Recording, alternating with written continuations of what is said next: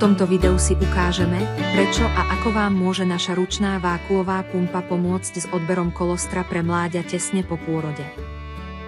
Toto mláďa sa narodilo len pred pár minútami. Novorodenec ešte nevie o svete, nevládze vstať. Novovemene matky je kolostrum respektíve mledzivo, plné látok potrebných na prežitie mláďaťa.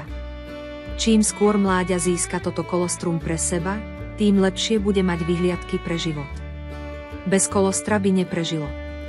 No čas od pôrodu plynie a začína klesať koncentrácia protilátok v kolostre vo vemene matky a tiež priepustnosť protilátok a potrebných látok a živín črevom novorodenca z kolostra. Rozumný chovateľ preto využije tento čas orientovania a preberania sa novorodenca a odoberie čo najkvalitnejšie a naplnohodnotnejšie kolostrum od matky tesne krátko po pôrode, maximálne však do 1 až 2 hodín. Ideálne rýchlo, poľahky, hygienicky, bez stresu, pohodlne, šetrne k vemenu matky, s aspoň vizuálnou kontrolou kvality kolostra a podaním mláďaťu bez prelievania, v aspoň 2 dávkach do 24 hodín po pôrode. Práve toto všetko spĺňa naša ručná vákuová pumpa na odber mlieka a kolostra. Následne bez prelievania, len s výmenou cumlíka za vákuový nadstavec, podá prvú dávku kolostra novorodencovi. Odsávanie aj krmenie je jemné, príjemné, šetrné a hygienické.